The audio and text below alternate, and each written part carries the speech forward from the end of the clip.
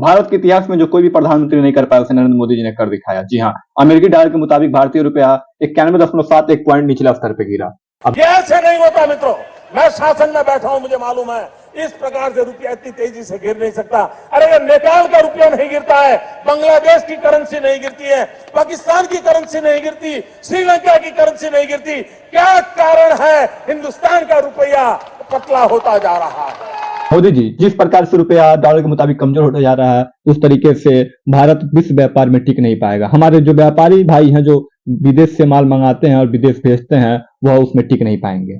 जिस प्रकार से डॉलर मजबूत होता जा रहा है, रुपया कमजोर होता जा रहा है, विश्व व्यापार में भारत टिक नहीं पाएगा।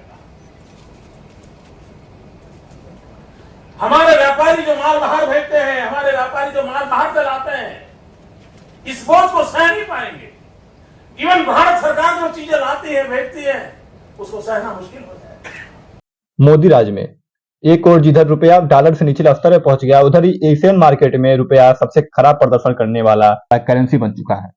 2014 से पहले मोदी जी खूब जुमलाजी करते थे, खूब डींगे मारते थे। ऐसा लगता था कि इनसे बड़ा कोई अर्थशास्त्री पैदा ही नहीं हुआ है। लेकिन अभी यह रुपया पे चुप क्यों है? क्यों जवाब नहीं दे रहे हैं? ये ऐसे नहीं होता मित्रों, मैं शासन में बैठा हूं, मुझे मालूम है इस प्रकार से रुपया इतनी तेजी से गिर नहीं सकता।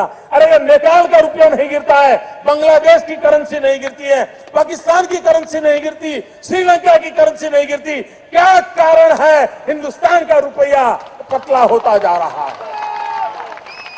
ये जवाब देना पड़ेगा आपको, देश आपसे जवाब मांग रहा है। जिस प्रकार से डॉलर मजबूत होता जा रहा है, रुपया कमजोर होता जा रहा है, विश्व व्यापार में भारत टिक नहीं पाएगा।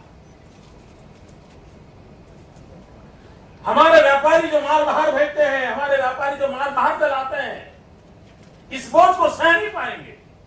इवन भारत सरकार जो चीजें लाती है, भेजती है, उसको सहना मुश्किल हो जाएगा।